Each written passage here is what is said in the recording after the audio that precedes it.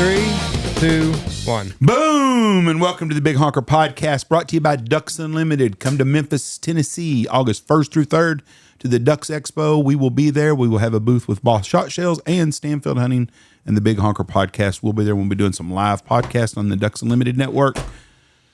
I am Jeff Stanfield with the world-famous Andy Shaver, and with us today from Texas Tech, meat judging, the genius, maybe the greatest university program in the country, Alabama football, OU girls softball, and Texas Tech meat judging, Mr. Dr. Mark Miller. How are you doing, sir? Doing great. Good morning. It's great to be here with you guys. 15 natties. Have I got that right? That's correct. If you were a dynasty, if you were a football coach, people would think you could walk on water. Well, I think that would be wrong. But I do think that we've been very blessed at Texas Tech. And, give all the credit to God and to the great students that, he brought to us and that helped us to have all that success through all that period of time. Yep. God is great. When you go into a grocery store and you buy meat, what do we need to look for as a consumer? And let's start with the hamburger meat and let's go to the filet mignon. What do we need to look for? Well, the interesting thing is beef is the eating experience that is creating really an addiction because people crave the flavor and it changes the way that they feel. And so when you go to the grocery store, what you're looking for is beef that has just enough marbling, which is the fat that's within the muscle. So if you're looking for something that would give you the best experience, you need to have enough marbling in it to give you the flavor and the juiciness that you're looking for.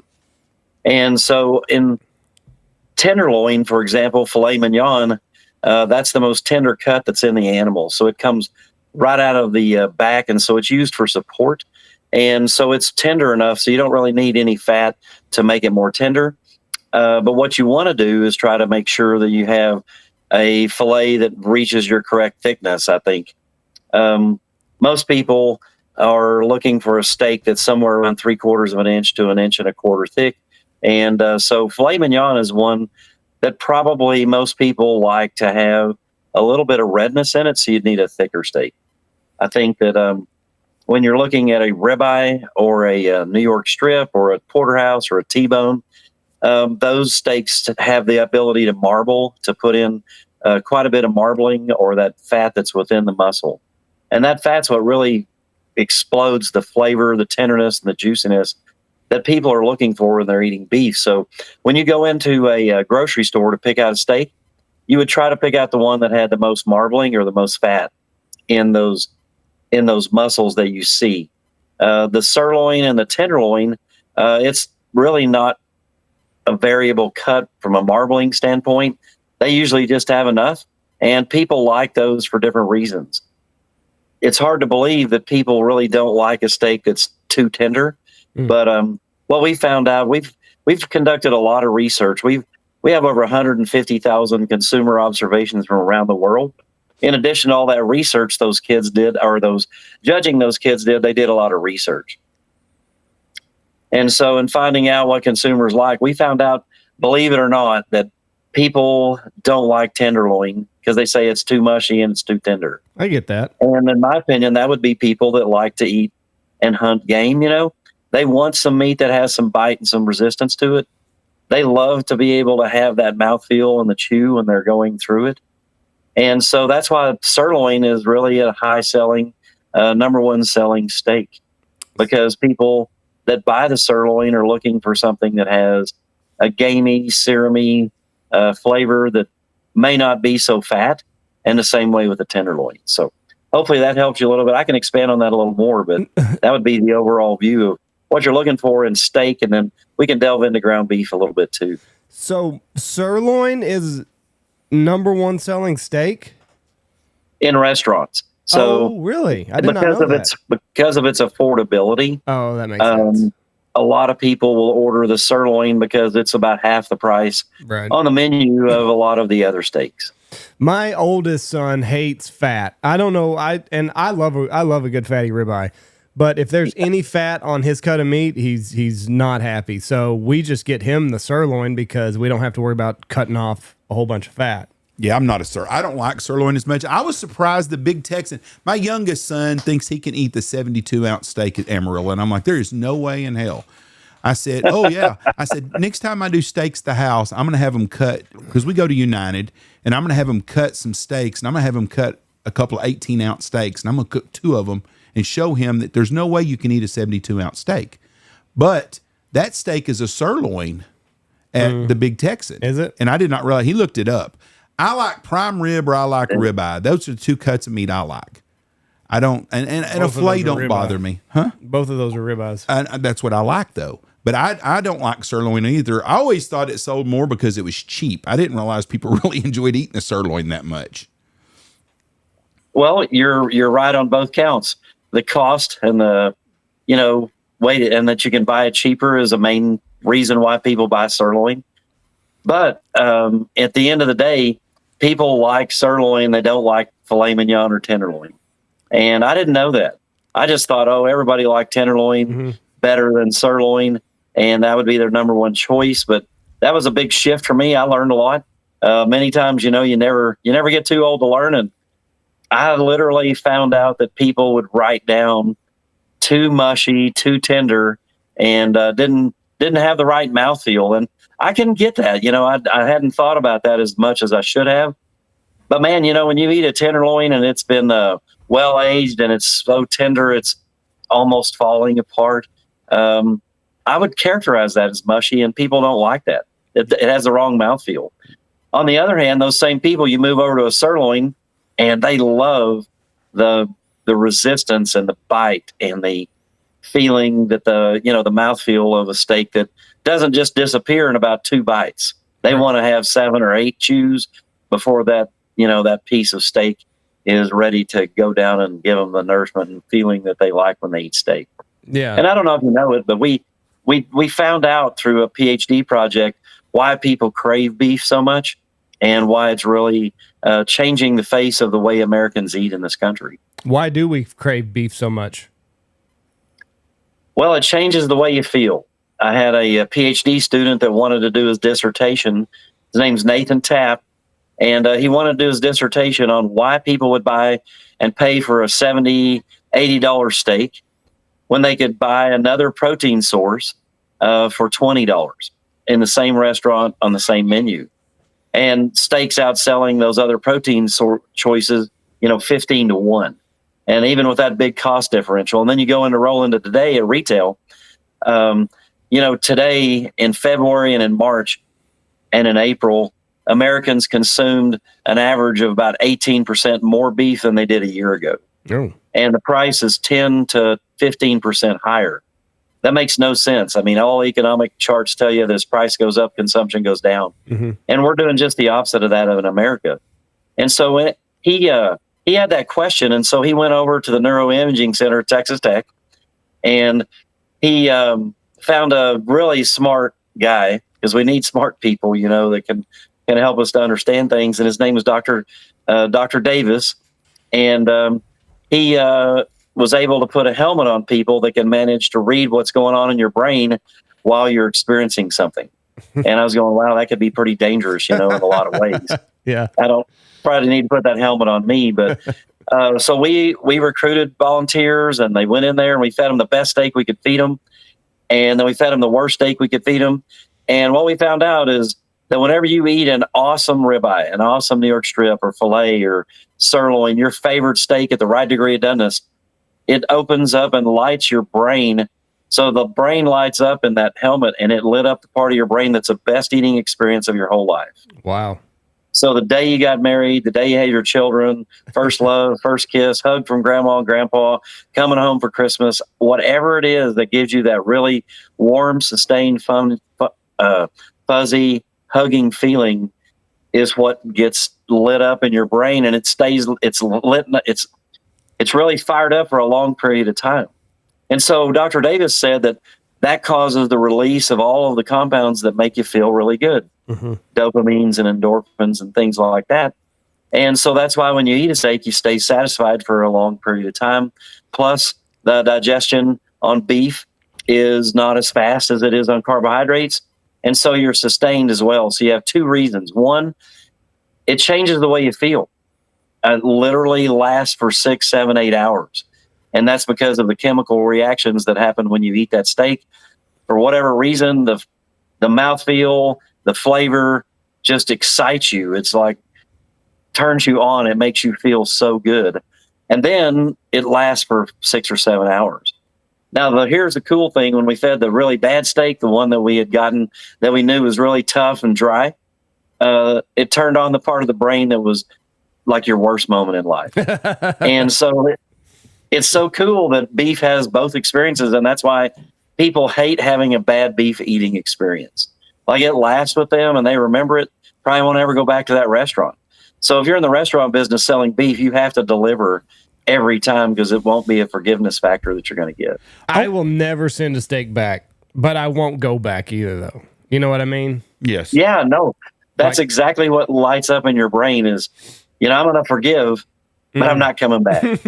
Right. What about like when I had COVID, what was that in 2020? It was. In 2020, I had COVID. Beef did not taste right again for like 3 years.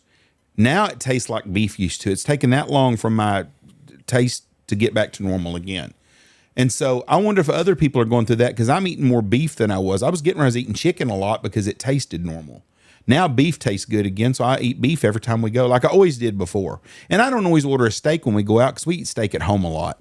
So when we go somewhere, if they got a fancy fish or something, that's usually what I get because I don't have that at home. But my steaks are starting to taste good again, and beef does, so I try to order that more now. I'm starting to order more beef, and then I eat more beef at home. Did COVID have anything to do with that on any of y'all's findings or studies? Well, we know that some people, and fortunately not a high percentage, really lost their ability to taste and smell as a result of the COVID virus.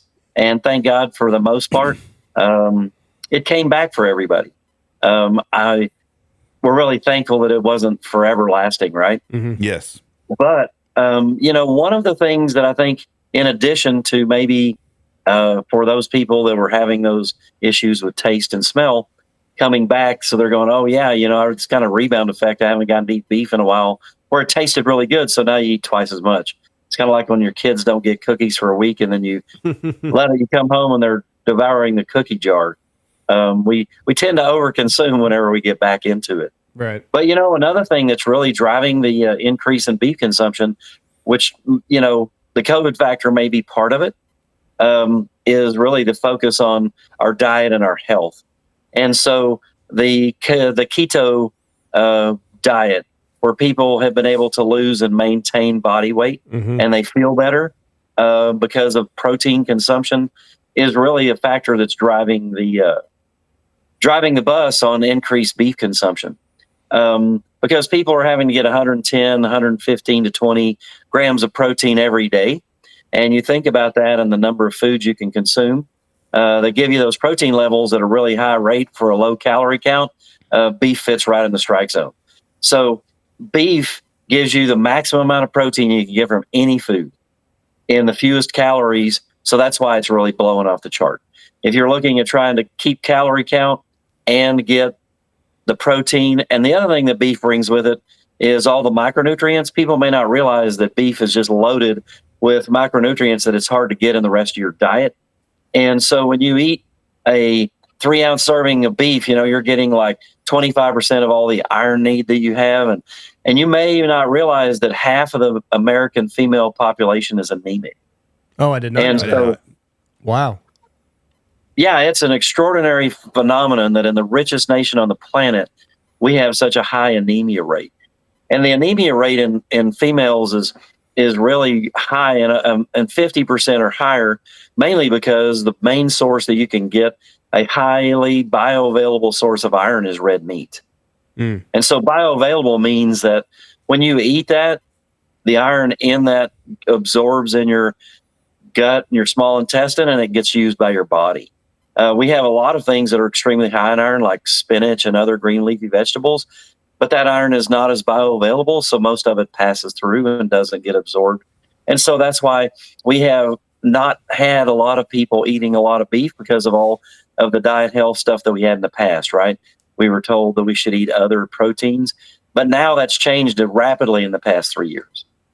Right. And thank God for it. Because I did the carnivore diet 2 years ago and I felt great the whole time. But it just, like you said, I went from eating 3 times, like 3 full meals a day and like a snack in the middle. And then I cut down from that to basically I'd fast through breakfast. I would have lunch and then really didn't snack. But if I did, it would be like bacon or something like that. And then I would just have steak for dinner. You're not a fair project though. Why? Because you've got fucking the will of a Navy SEAL. But I felt you can die like me. I can't just cut out food. Andy can cut out. If Andy said I'm gonna go on a water and egg diet, and they had this thing they made up, and for 45 days you'd do it, he would challenge himself and he would do that. The average person just can't do what you do. You're stronger mentally than most people. I ate steak, eggs, bacon.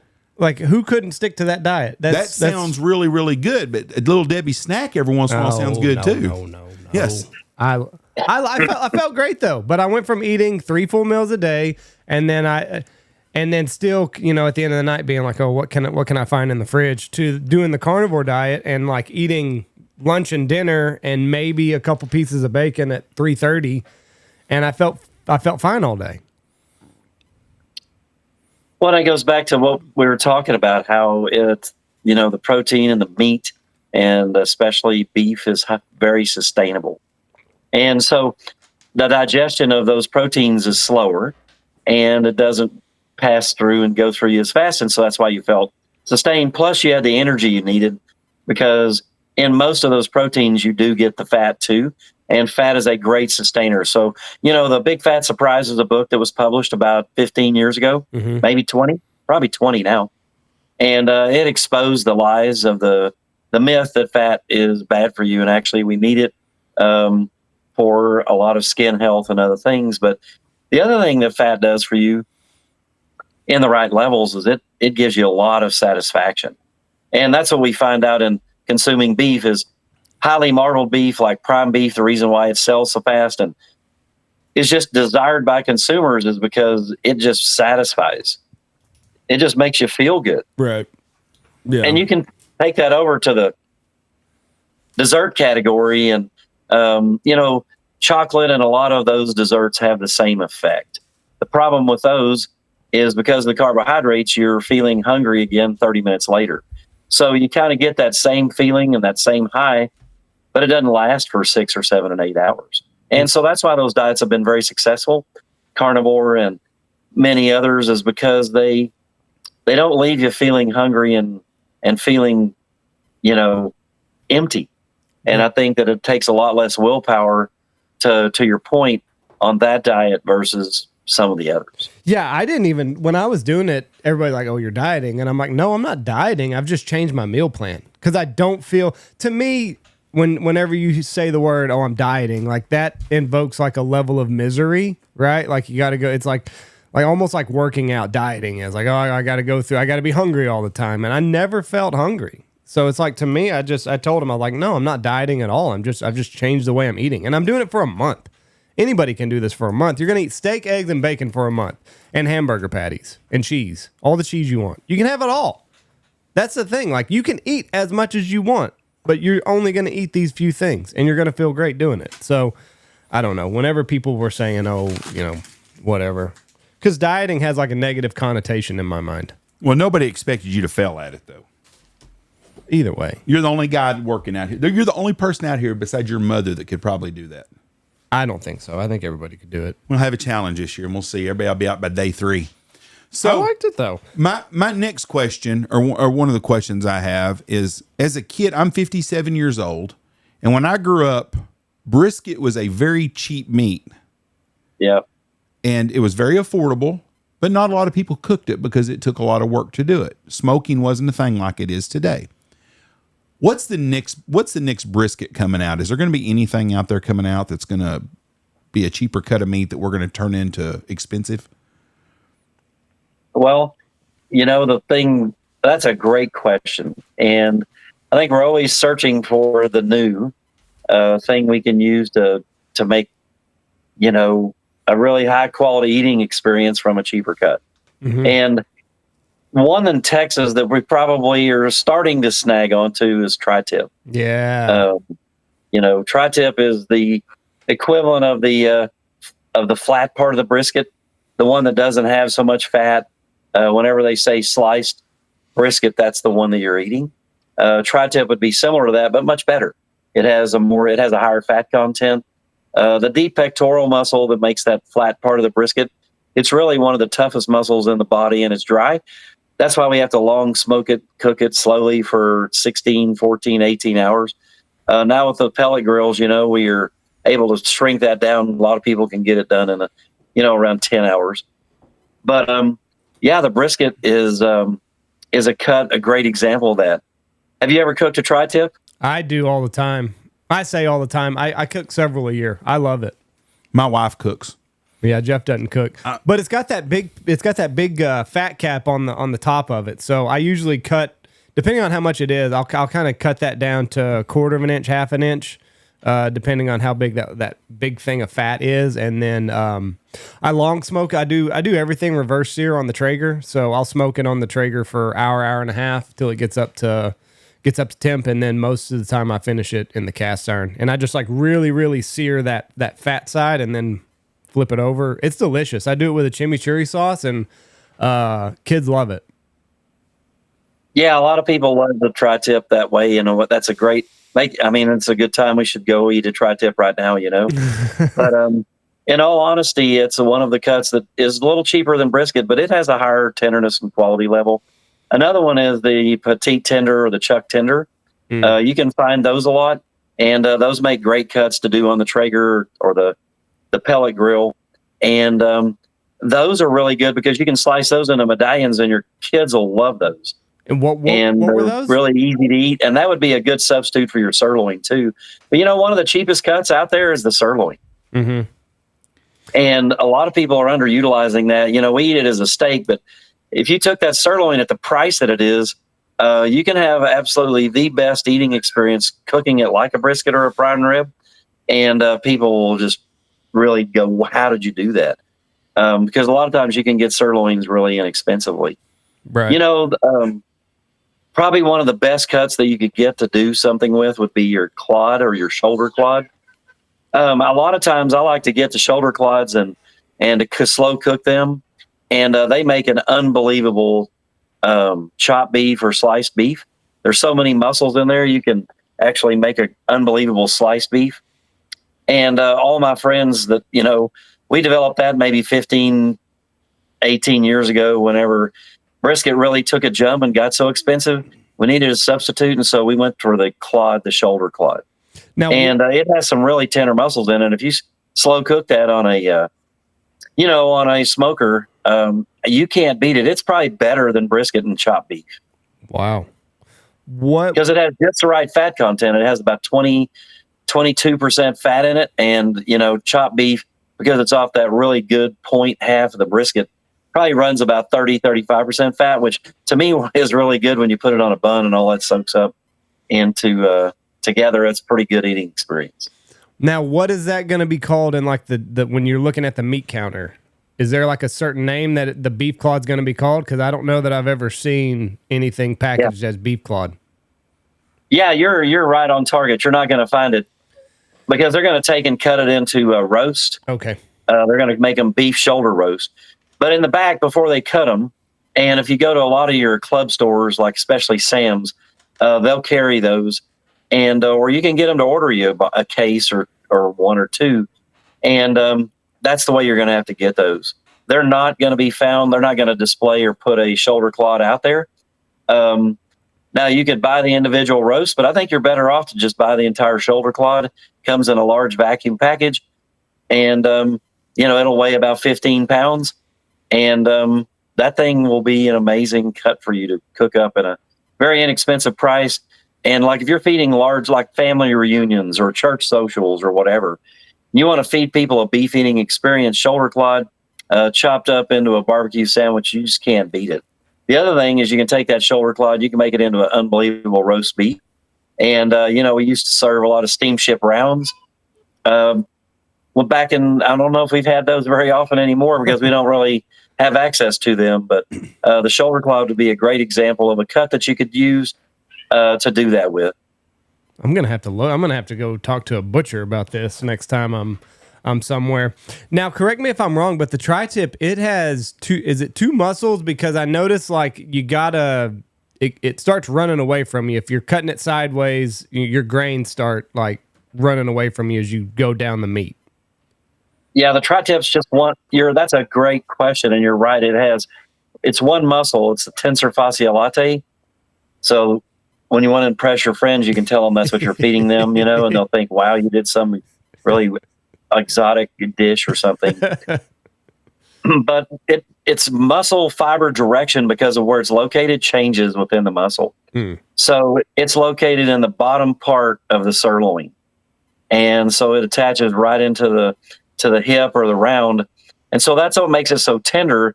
But it kind of wraps around your pelvic bone, and so the muscle fibers that are on the top of that go one direction, the ones that tie into the bottom go the other. And so that's why when you're cutting it, just like you said, to get across the grain to make it more tender, you're having to change directions. And your brisket does the same thing, right? That deep pectoral muscle fibers go different directions, and so you have to keep changing it. But that is an example of a muscle or a cut that has more than one muscle in it. So it's not just a single muscle, but the tensor fasciae latae or the tri-tip, it's a single muscle. Yeah, because one of the first times I cooked it, I just kind of cooked everything uniformly so it would look good for a picture. And then, like, when you got to where you got to going with the grain, I was like, oh boy, that's a different mouth feel also whenever you cut it improperly. Oh, absolutely. And if you don't cut across the grain, it's going to be tough. It's going to be like eating jerky because most of your jerkies that are real, that are not manufactured and processed back into a stick of jerky, are cut longitudinally or with the muscle fiber direction so that it gives you that, that expected bite when you eat your jerky. And that's what you're getting when you cut those tri-tips, briskets, or any other cuts wrong, or when you cut them with the muscle fiber or the grain instead of across the grain. Because when you cut across the grain, you're simply just getting to bite in between those muscle fibers, and it makes it more tender. Mm-hmm. And the mouthfeel is totally different as well. Yeah. People would describe it as long and stringy, right? Right. If you cut it the wrong direction. Yeah, I messed that up one time because I thought, I didn't know. It was my first time cooking tri-tip, and it part of it was good, part of it was not so good. But I learned and adapted. So what do you think led to the popularity of like the low fat diet, like we had talked about earlier? Like, what happened in science to where they're like, yeah, you got to stay away from fat? Because when I was doing the carnivore diet and told people I was doing it, a lot of people were like, have fun with your heart attack in 6 months. It's like, well, just calm down a little bit. You ate a lot of butter, didn't you too? Yeah. Well, everything was cooked in butter. But what led to the low fat craze? Well, I think that that book, you should order the book and read it. It's called The Big Fat Surprise. And it pretty well outlines how we got to where we were at. So in the late 1950s, President Eisenhower had a heart attack. And so the medical community and all the best scientists got together, and they came out with some guidelines that said fat is bad and it caused the heart attack in President Eisenhower. And so we should stop eating fat. And so the medical community grabbed hold of that, and so they ran with it. And the thing about it is there was never really any solid data that proved that. Wasn't data that really was in place at the time. But there was a doctor and another doctor who were very strong in their will, and they just pretty much wrote the entire opinion, and everybody didn't fight with them because they were just, they were dominant in their personalities.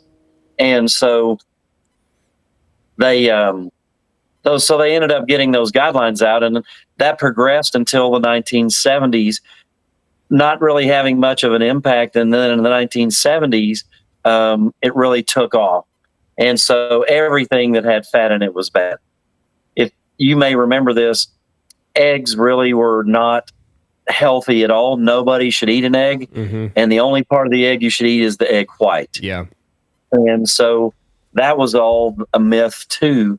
And so we got down that because we had advice or direction that wasn't totally based on the science that was proving that that was the way we should go.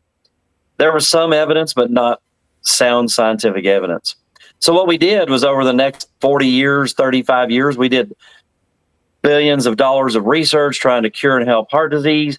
And actually we proved that fat was not bad, is actually necessary for your skin health, for your manufacturing of your cell walls.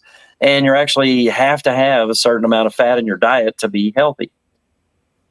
Beef, and the fat that they really targeted was saturated fat, okay? So really short chain, hard saturated fatty acids, and that would be found in butter, in egg yolks, and to some degree in beef fat.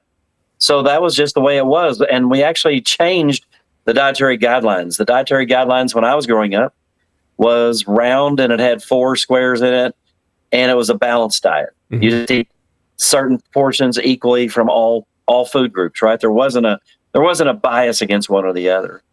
Then in 1990, the USDA came out with the infamous food pyramid. Yeah. Where we had all the carbs and starches and carbohydrates on the bottom 2 levels, and we had all the meat and dairy products in the top point of that pyramid. And I teach in my class that food pyramid has probably caused more health change in a negative direction and probably caused the result of people dying at an earlier age than anything in the history of mankind. It was the fattening ration for Americans. If you were going to fatten people, you would put them on that diet. Right. If anybody is in the show industry and they get pigs ready to go to show, you put them on a diet like the food pyramid in order to fatten them up to get them ready to go to slaughter or to go to the show. And the same thing with beef cattle. Right. So we just had bad information. It wasn't that we just ran with incorrect information that we didn't know was incorrect, but we corrected the ship. We were able to find out and prove, but golly, it took a long time, and it really created a big health problem in America. We're suffering from huge levels of diabetes and obesity, but that's turning. And in 10 years, that will be not as big a deal. Because the young people are, being brought up in diets that are balanced. I mean, just eating from the whole group of foods equally.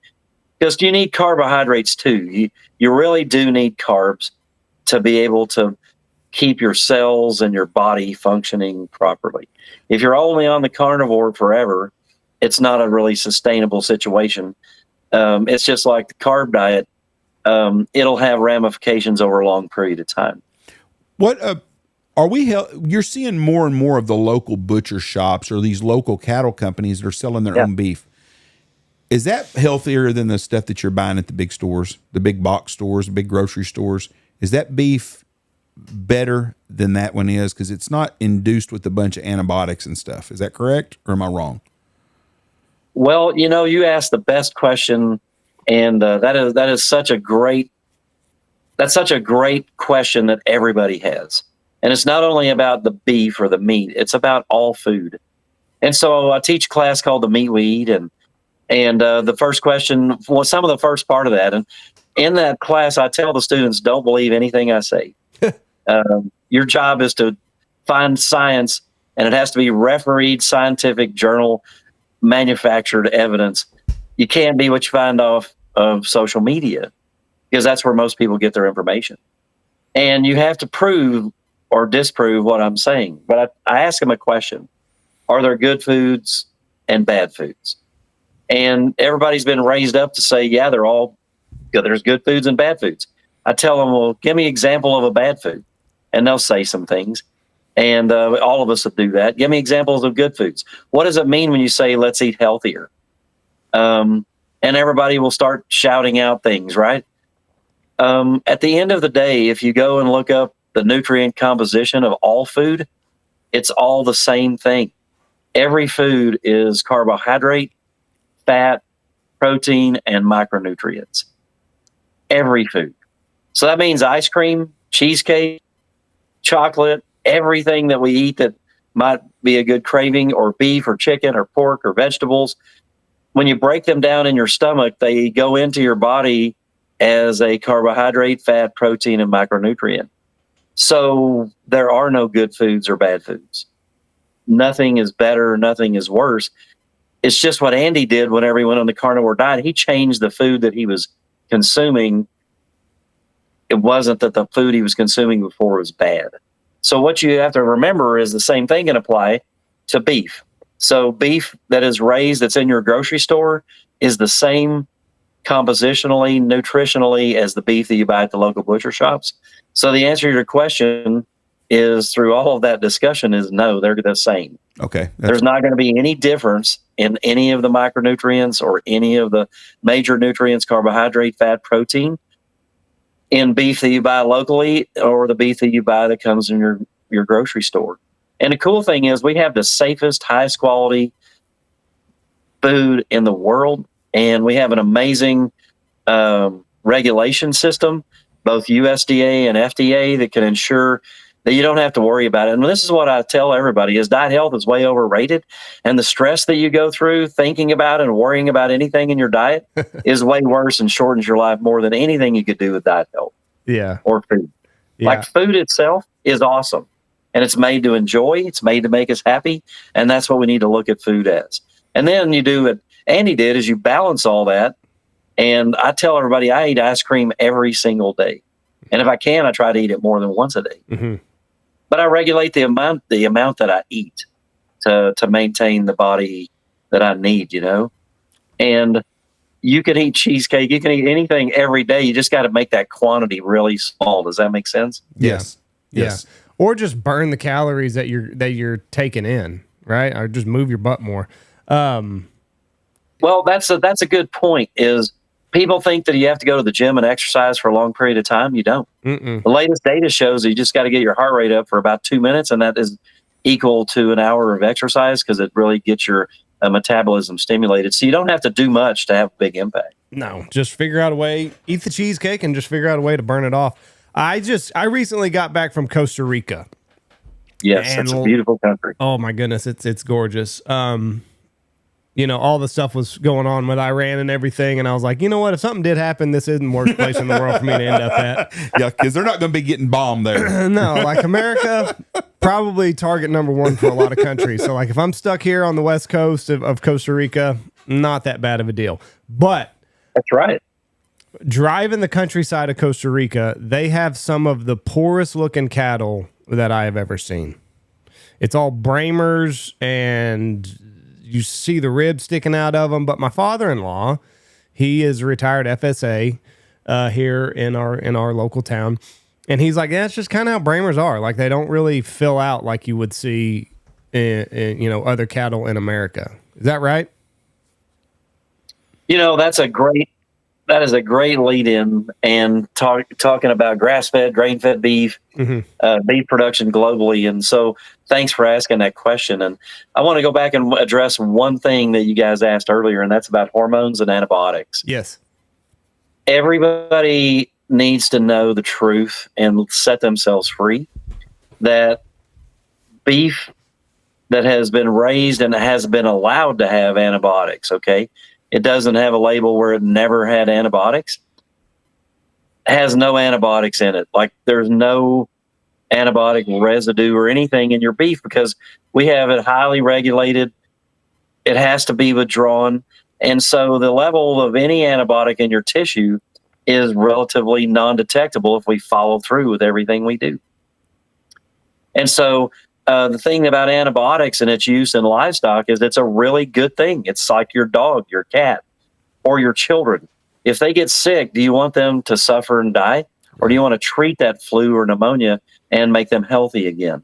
So that's all that happens in livestock production, is we just treat animals when they become acutely ill so that they can get healthy again and they don't continue to go further and die, which is what would happen.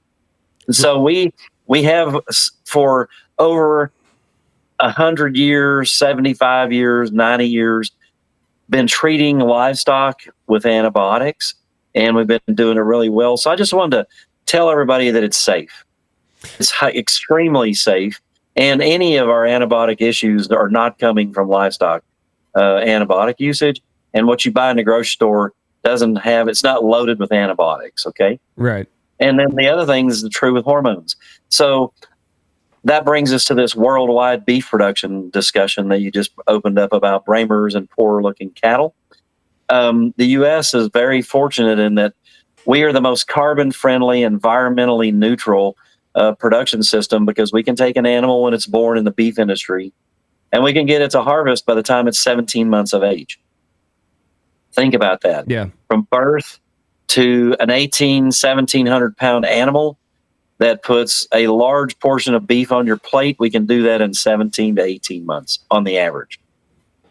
The rest of the world, it takes them 34 to 40 months to get those animals to harvest, and they harvest them at a weight that's about 80% less weight than what we are harvesting at, maybe 65 to 80%. Oh, geez. So we're harvesting an 1,800 pound, 1,750 pound animal. The rest of the world's harvesting a 900 to 1,000 pound animal. Wow. And it's taken them more than twice the time to get there. The reason why that's the case is because we have a feedlot industry, we have a swine finishing industry, a chicken production industry that we utilize grain. And because where we're located on the planet, we can produce more soybeans, corn, and cereal grains to feed the livestock and also feed the humans and a high level. So we can do that very economically. And so it's really important to know that, because without grain feeding, our beef would be triple the cost. Like literally, we cheapen the animal down by being able to get them to gain 3 to 4 pounds of weight per day by feeding them grain that's really, really cheap. And so everybody talks about grass feeding, grain feeding. The first thing you hear is grass-fed beef is healthier. It's the same. It goes back to that.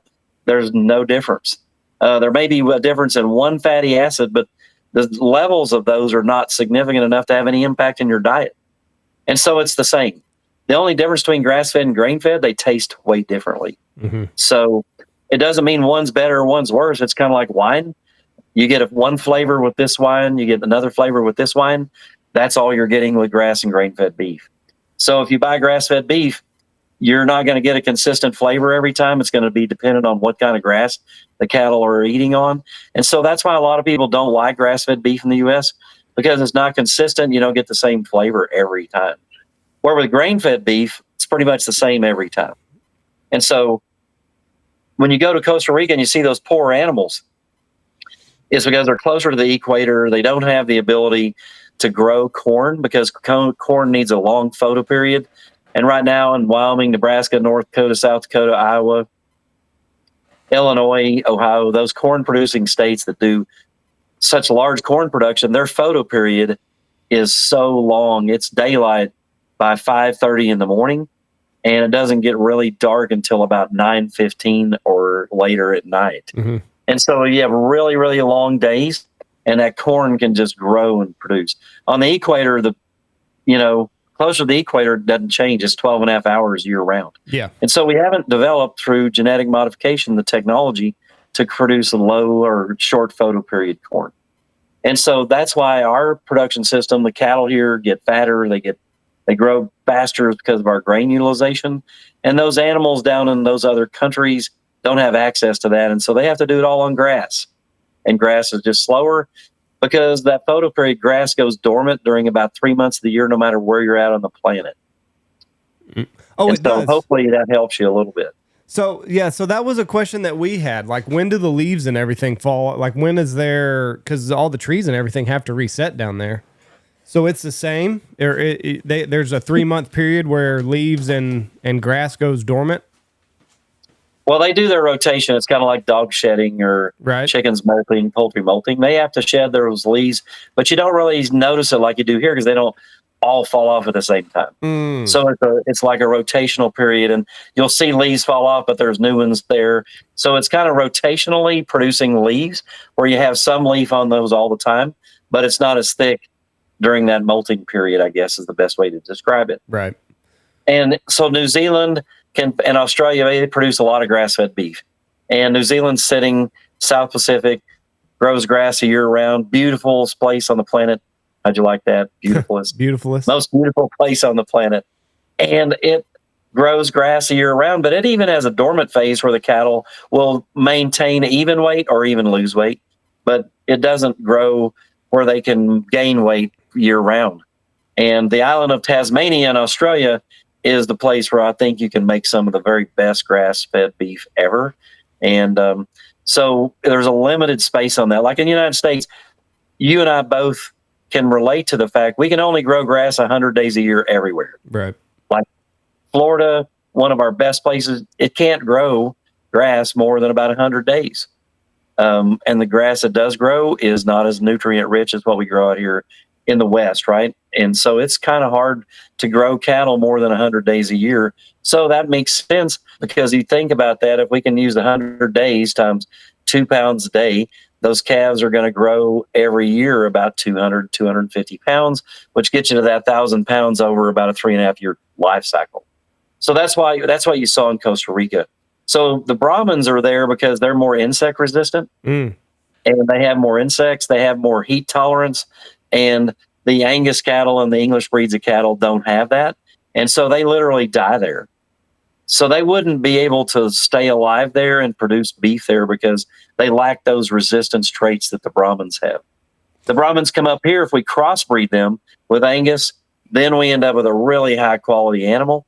And so in the southern half of the United States, we need the Brahmin combined with our British breeds like Red Angus, Hereford, and some of the exotic breeds. And that gives us some awesome beef. So if you just had the Brahmin and you finished him out, brought him up here, didn't do any crossbreeding or anything, would you get any good cuts of meat off of that if you finished them the way that Angus are finished up here? Absolutely. You would? The beef would all be good. As a matter of fact, we've finished a lot of Brahmins in the past. That's been a big part of our industry.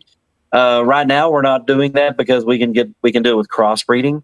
So we have a low level of full-blood Brahmins because they are not as high quality. They don't produce prime as often. They don't produce top choice as often, that certified program beef that you're used to. But they do produce low choice and select beef. And to tell you the truth, the Latin American population love that, and they don't like as much fat.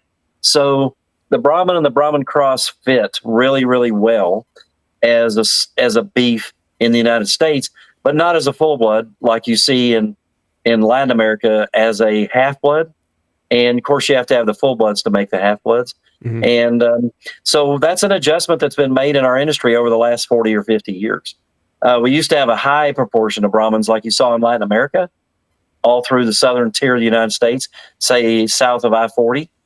But now what we see are those same Brahmins, but mixed with other breeds to give us a half blood and a 3/4 blood that then we can mate and give us the final beef that we put in a feedlot. Right. They also there were some Longhorns down there, and I forgot the name. Had the Orientals? No, it starts with an O, I think. Oswego. Had the real thick horns. Not a Texas Longhorn, but had like a real thick base horns. It's a family of the Spanish Longhorn where they all came from. Yeah, and the guide told us that the big thick horns are there to regulate their body temperature. So where they originated from, it gets really, really hot in the day and really, really cold at night, and those horns are full of blood, and they can use that blood to regulate their temperature in these extreme climates. Yeah, that would be very accurate. And, the Brahmin has the hump, and that helps them do the same thing. And so all of those work really, really, really well together. And, that's a cool thing about our industry and beef is we have this really awesome grading system, and it allows us to have what we would have as the very best beef on the planet, and it's what everybody's seeking. And so for the U.S. consumer, the bad news about that is everybody's wanting to buy our prime beef, so it's harder for us to keep it here because they pay more money for it. And the good news is that the beef producer is working hard, and we've increased the quality of all of our beef. So really our experience in eating beef has gotten better and better and better and better. How often do we eat a bad steak anymore? Yeah. Not nearly like it used to be. Our eating experience failure in the 1980s was probably close to 20%, and now it's down to less than 5%. Like, there's just not a bad eating experience that happens very often. Yeah. What type of cattle produces the best cut of meat whenever you're talking, or the best grade of meat? Because you got your choice, you got your select choice, and then on up prime. Which one is the most consistent now? Well, I think that the industry's really pushed the Angus, red Angus. You know, there's no difference between Angus black and Angus red except for just the color. Uh-huh. And so that's been the genetics that's been highly sought after, mainly because of the marbling improvement that you get when you use those. And they also produce really well on the production side. The problem with the Angus is they're not as insect and heat tolerant, so the red Angus is better for that in south of I-40. And so you see the reds have a lot of, success when you're in hot, really humid climates. Florida, Georgia, Mississippi, Alabama, Texas, and Tennessee, Kentucky. I mean, those are all really humid, hot states. But whenever you get north, like in the Montanas, Dakotas, Colorado, that's where you see really highly dominant levels of black Angus.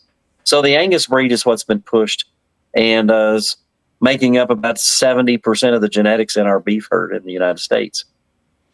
I just looked up the Longhorn. It was the Watusi. I don't know why I said it started with an O. Watusi, yeah, that makes sense. Yeah, it was the Watusi. They had some of those running around. Why did I say it? They have huge horns. Yeah, why did I say it started with an O though? That makes no sense. There's some that right by where one of the places we hunt on. There's some Watusis. Yeah. I want to ask you, Mark, Doc, sorry. I want to ask you about meat judging. I know absolutely nothing about meat judging.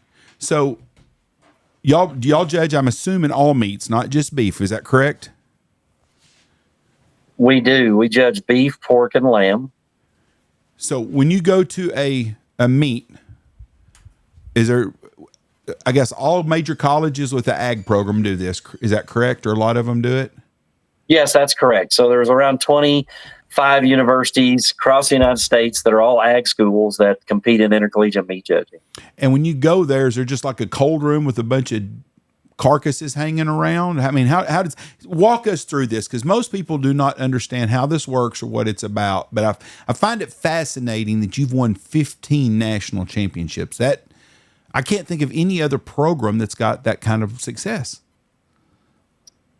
Well, we've been, like I said earlier, in the very first, we've been blessed. And, the success was never the focus. And it was really about developing kids and people. And we didn't really have unfortunately or fortunately, we didn't have a roadmap, how to get there. And I really feel like it was, a thing that happened because we just went to work with, try to produce good people. And meat judging is an opportunity for you to be able to work with people. It's a vehicle. You can get them excited to go beat Texas A&M or Oklahoma State, Kansas State, Florida, Georgia, Mississippi, Alabama, all those great universities, Kansas State and Colorado State. And so it's a way that we can compete the same as the women's softball team just did. Those are the elite girls, the best of the best. And literally, meat judging is a non-contact sport. And it's treated that way. And recruiting is a really big, vicious thing that goes on, and it doesn't go on in a way like you see in athletics, but it goes on in a way about how we all like to compete and to be the best. And so kids don't have any idea about meat judging. Like, how do you get anybody enthused to go and judge meat out of high school? And so, you have to be able to really focus on how it's something bigger than going in a cooler and just looking at meat. And so meat judging really develops life skills because you have to go in, you have to make decisions, you have to make them under pressure, you have to do it in a timed format. It's no different than tennis or golf or basketball or football. You're literally having to perform under pressure and you have to make a decision. You have to make it rapidly, and you have to make it with a high degree of accuracy. So we had an alumnus who got the Outstanding Alumni Award at Texas Tech University named Dr. David McInish. And when he gave his acceptance address, he said, nothing prepared me for medical school more than my judging that I did. And he said, it's the only thing that prepared me to be a medical doctor. 100%. Wow. Not that the medical school and everything wasn't important, but he said, what I do every day is I get information. I have to understand that information. I have to read it. I have to do it quickly. I have to make a decision. I have to make it rapidly. And I have to do it with a high degree of accuracy because there's consequences if I don't do it accurately, the high degree of accuracy. And I thought, wow, that is exactly right. That's what me judging is. Me judging is you have information. You have to assemble that. You have to make a decision. You got to make it really quick.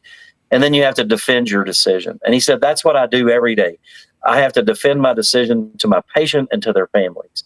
And if I'm wrong, the consequences are extremely severe. Mm-hmm. And so that's a good way to describe judging. Judging prepares you for life.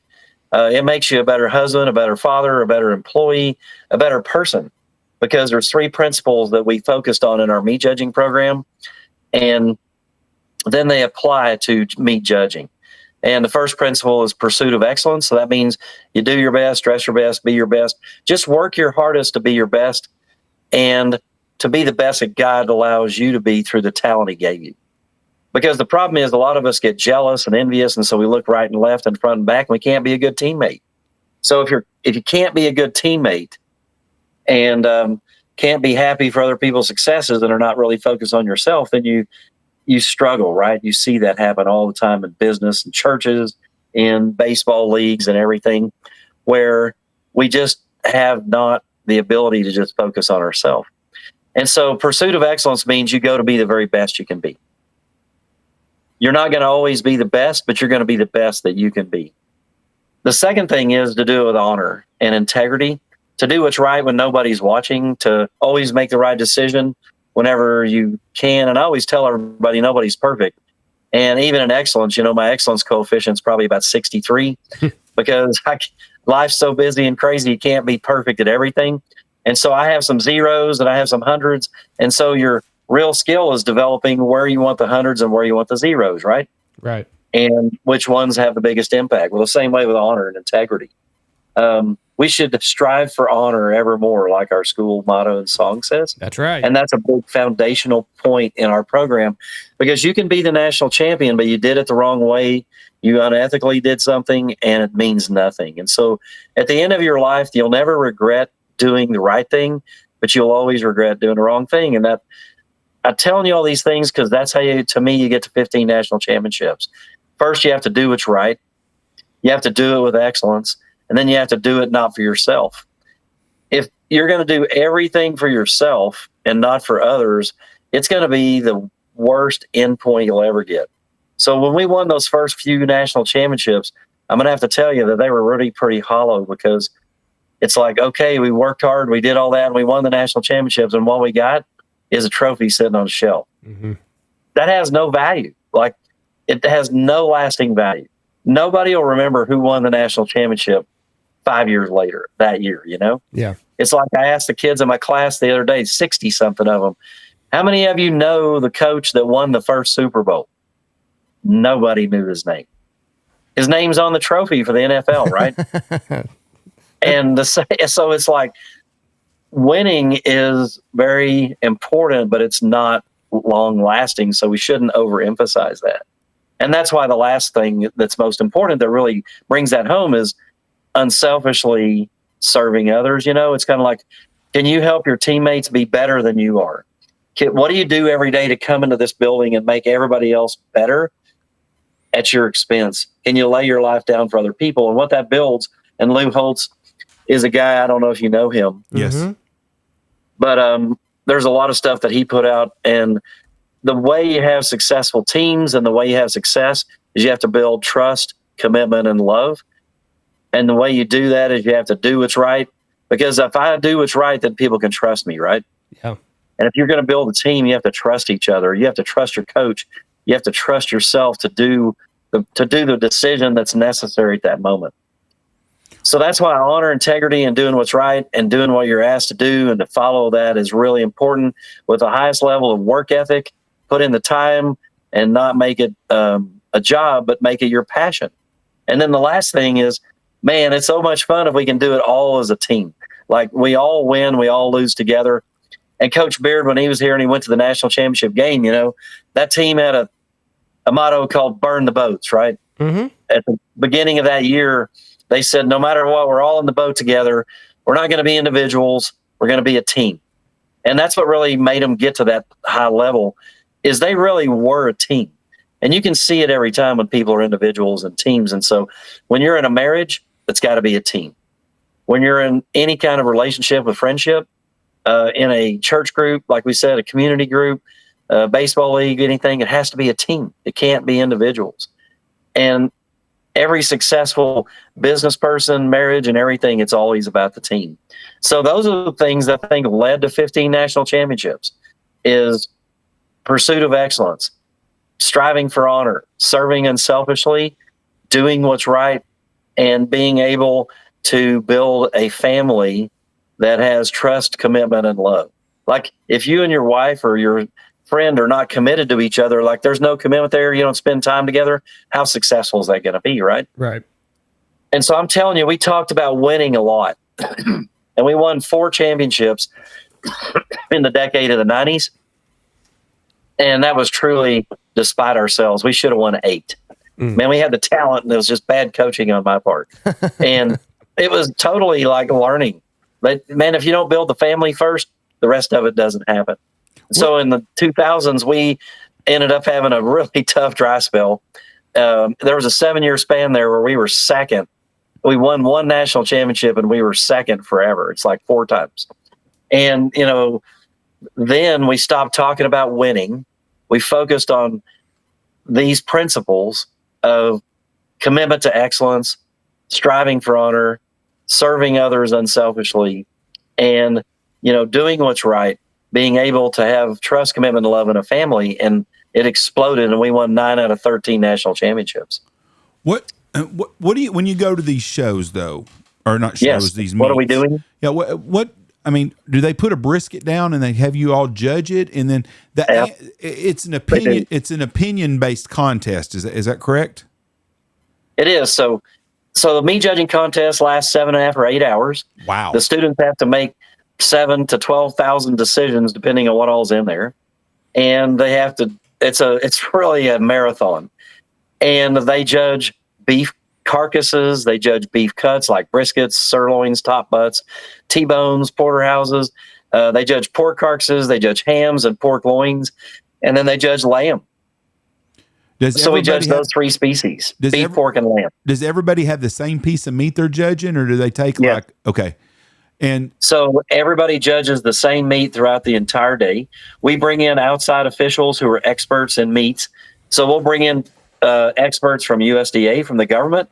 We'll bring in experts from the industry, which could be Tyson, JBS, Cargill, National, Hormel, every meat company, Eckrich.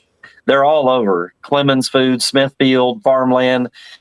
And so we'll bring in a unique set of officials for every contest. There's 8 contests a year, with the last contest being the national championship contest. And so we compete 8 times, 7 of them you win a contest. So we have one at the National Western in Denver in January. We have one at the Fort Worth Stock Show and Rodeo in February. We have another one here in West Texas called the Cavernous Contest. And then we have one at the Houston Livestock Show and Rodeo. Then in the fall season, so we have kind of 2 seasons. We have a spring and a fall. You have 1 year of eligibility. You don't get to do it for 4 years. So unlike all the other sports, they get to come back if they don't get it done. You're done in meat judging after 1 year. Oh, wow. One and done. That adds immense amount to the pressure. Yeah. And so you have 1 year of eligibility and you're one and done.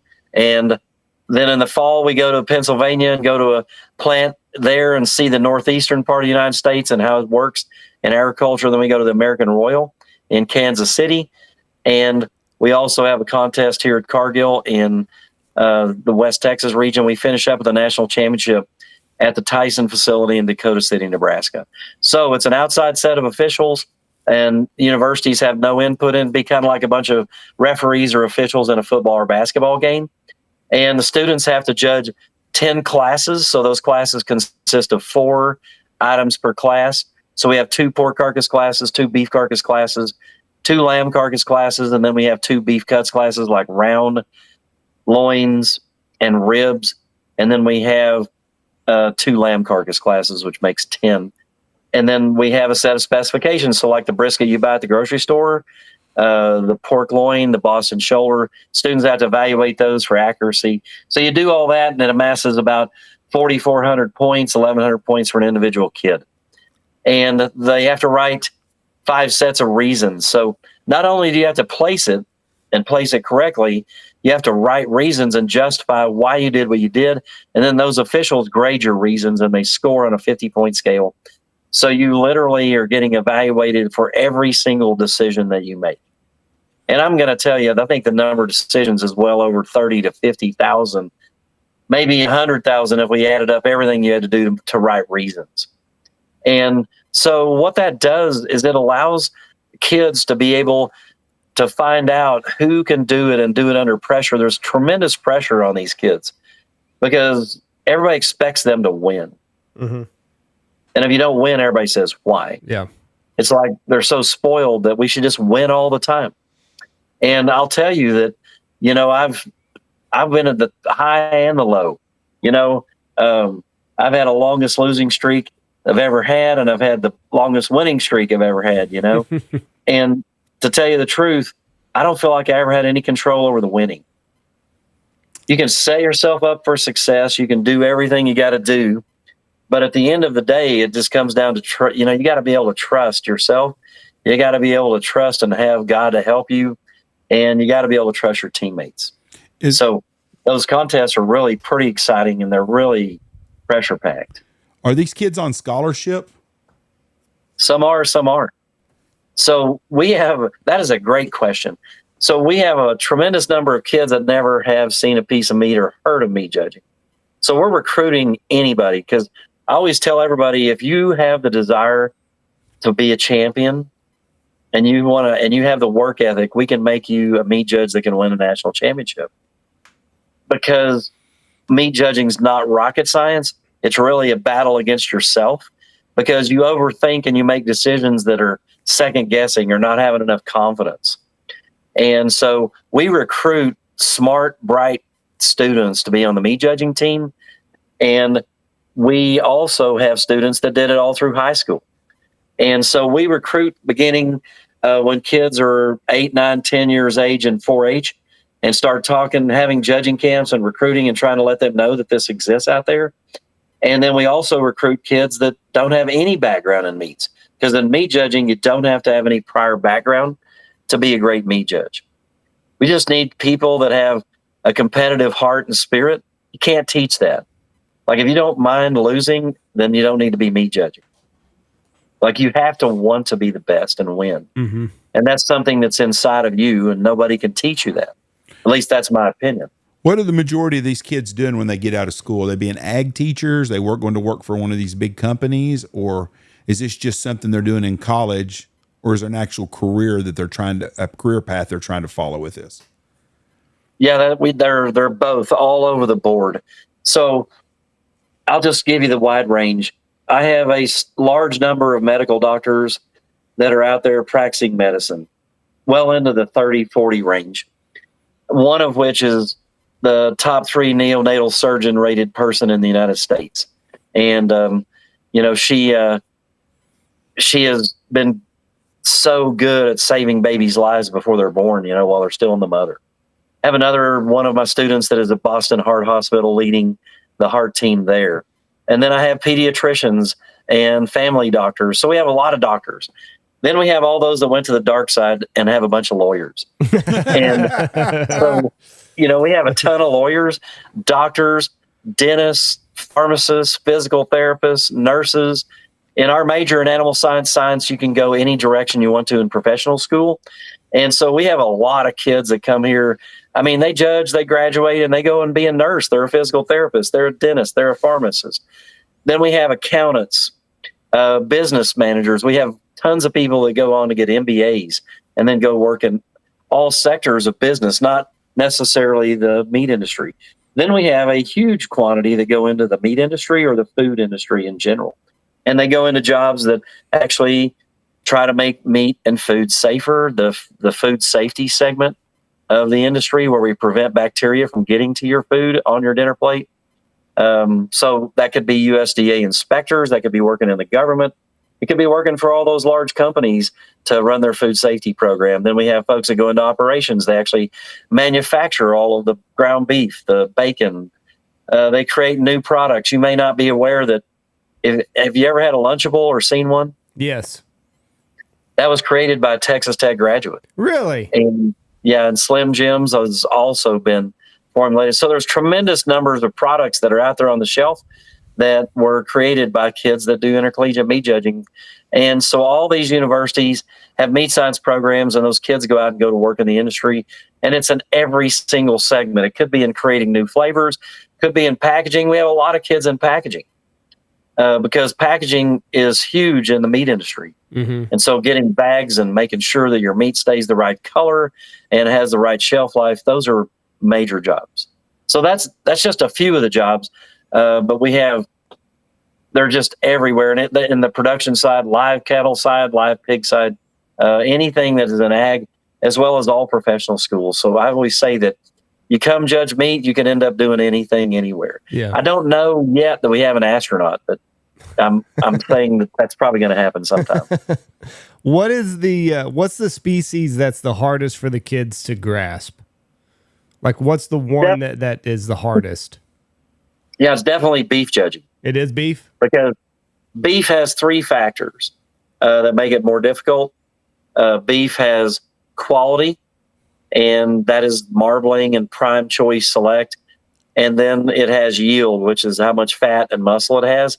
And those three factors interacting really make it extremely difficult. And so you have so many moving parts there. It's the one that's harder for kids to be able to get a grasp on and a handle on. And so it's definitely the most difficult. And the yield grading is the hardest part of it all. And so that's where you have to actually estimate the size of that ribeye. You have to estimate the fat that's on the outside. You have to do the math to calculate out the final answer. And you have to be deadly accurate to get a good score. And people tell me today the hardest thing they ever did in their entire life was yield grading. And these people have been out 40 plus years. The hardest thing to master is yield grading. And that's why you have to have, a student and a kid that just is relentless in their pursuit of excellence, because, these kids today and ourselves we're for instant satisfaction, right? Yeah.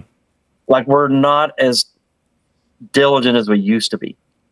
And that's because we've kind of just gotten to a point where everybody gets to be successful for not having to work hard. Yeah. And so when they get here and you get into meat judging, when kids quit, the number one reason they quit is because they weren't able to master it in 3 months. And you have to have an undying spirit to never give up, to never quit, to keep pursuing it, even though you fail again and again and again and again. And that's what makes these kids really unique and special. That's why they're highly sought after. I mean, I can't tell you the last student that didn't get into vet school or medical school that meat judged. Like, they just are those type of people that are not going to give up. They're the type of people you want to be your doctor. They're going to be problem solvers, and they're going to be solutions makers. And so that's what meat judging is all about, is creating an environment. It's a vehicle that we can use as a tool to create people who can go out and impact the world they live in and make it better. And that's why those things I spent so much time talking about are foundational. Because if it's all about just grading a beef carcass, placing a class, writing a set of reasons, and winning a meat judging contest, it's not worth very much. Yeah.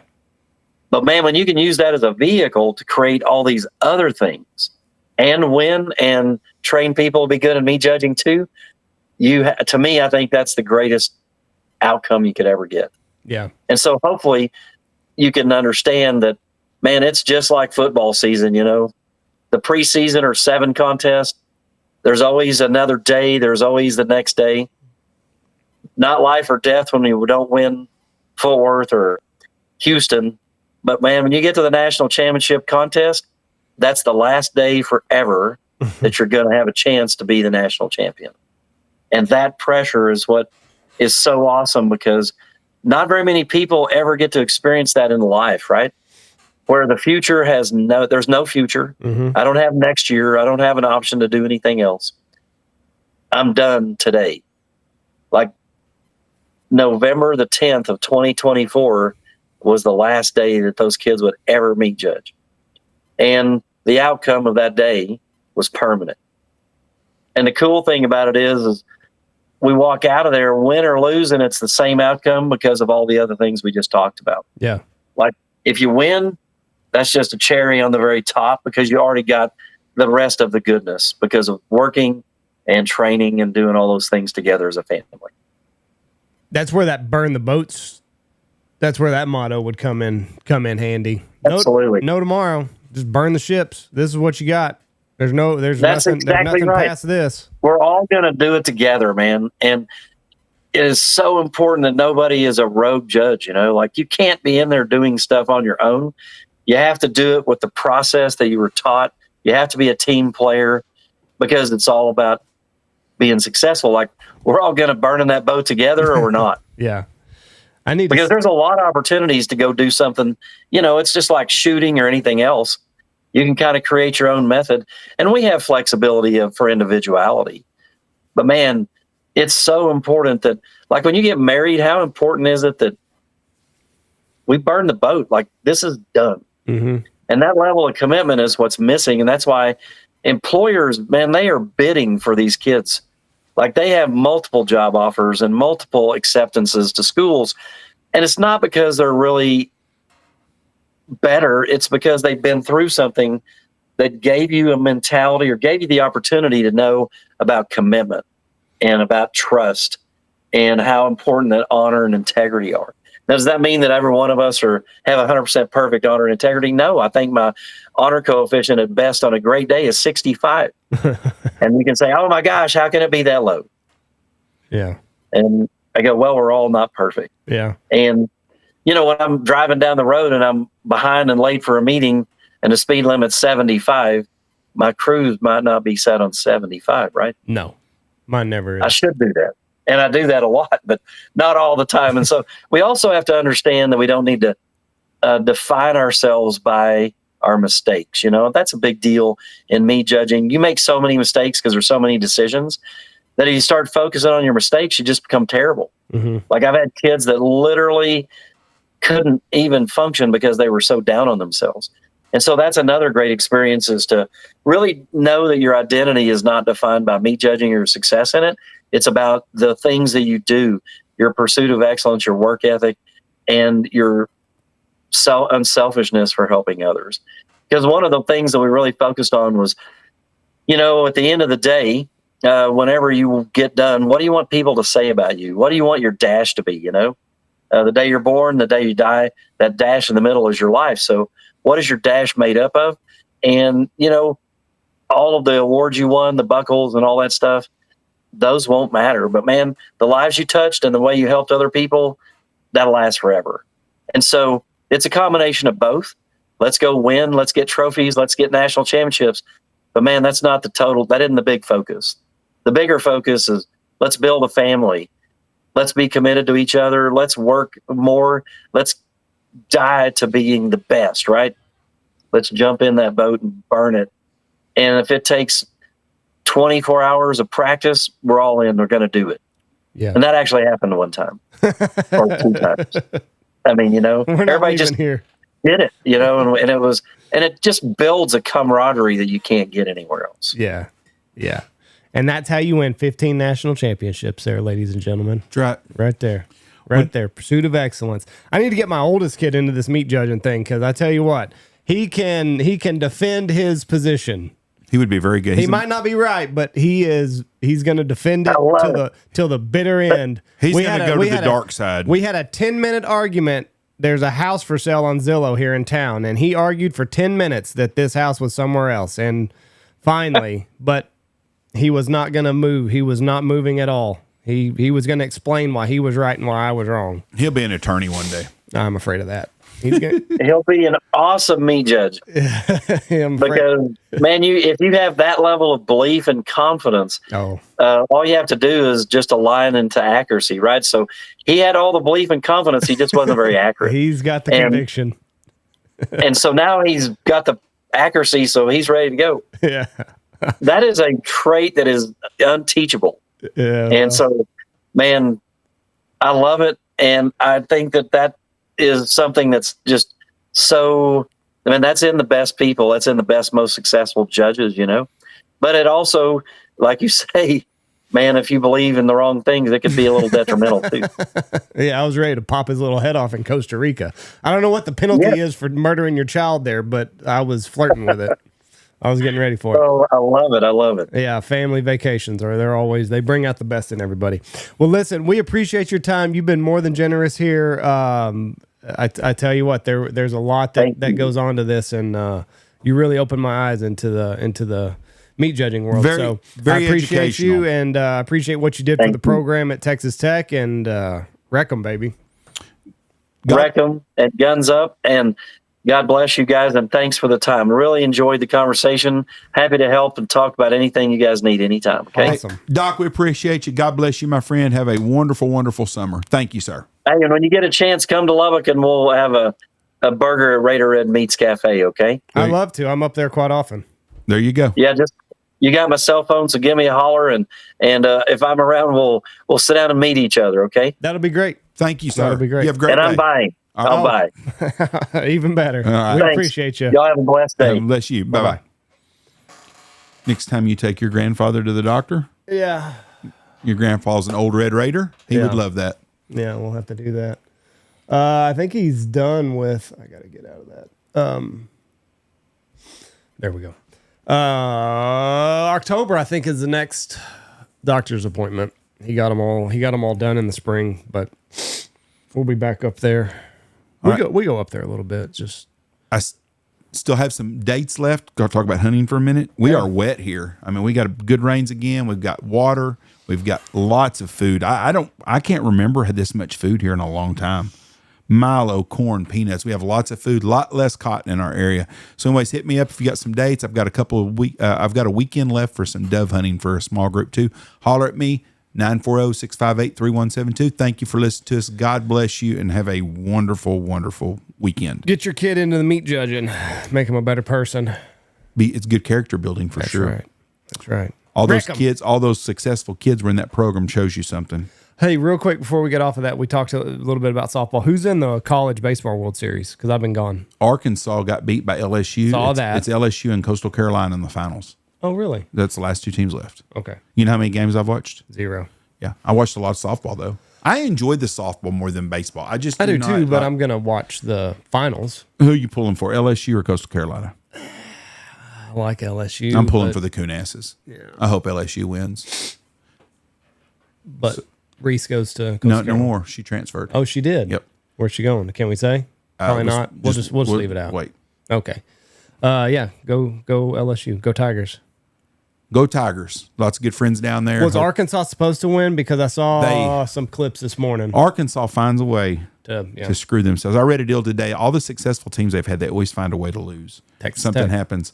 And I think, did they walk in the winning run last night or something? I think the clip that I saw, and I don't know if this is accurate because I was watching TikTok this morning before we did this. It line drive to second baseman, hits its glove, and then goes into center field. And then I think that's how they scored. And I could be wrong about that. That could be a totally separate clip, but that's just what I saw. I was going to bed last night and I looked at Facebook and Ryan Thrash's first comment, he's a big Arkansas guy, says, if you're not from Arkansas, let's see, what did he say exactly? And I figured then that it must have, things didn't go out the way that he wanted it to go. Right. Because he said that, let's see, his deal is, well, if you're new here, welcome to Arkansas sports. So I knew then that something happened. And then I saw that they find a way to lose every year though. Tennessee, I thought was good. I don't even know. not good enough? I have not watch it. watched any college World Series at all. There was no Texas teams this year, so I didn't really have a lot. There wasn't no Oklahoma schools in it. And I was pulling for Murray State. They were the underdog, and they got beat pretty quick. And the kid from Arkansas threw a no-hitter against them. Yeah, I saw that. And then I did not. Usually we watch it on family vacation because usually we're on vacation and we week. watch it at nighttime. We always do, and so I have not watched it. Right. But anyways, I'm for Go Tigers. Go Tigers. I want LSU to win. So, anyways, good luck to all you boys out there in Baton Rouge. Yeah. God bless you. Have a great day. Peace. Watch for deer. Bye. Check out all of our sponsors. Go check out Pacific College. Use our promo code BHB25. Check out Boss Shot Shells, Dive Bomb Industry, Ducks Unlimited, Dirty Duck Coffee, Shin Gear, Looking Glass Podcast, Lucky Duck, Mossberg, Stanfield Outfitters, Mallard Bay, and Mitchell Chevrolet.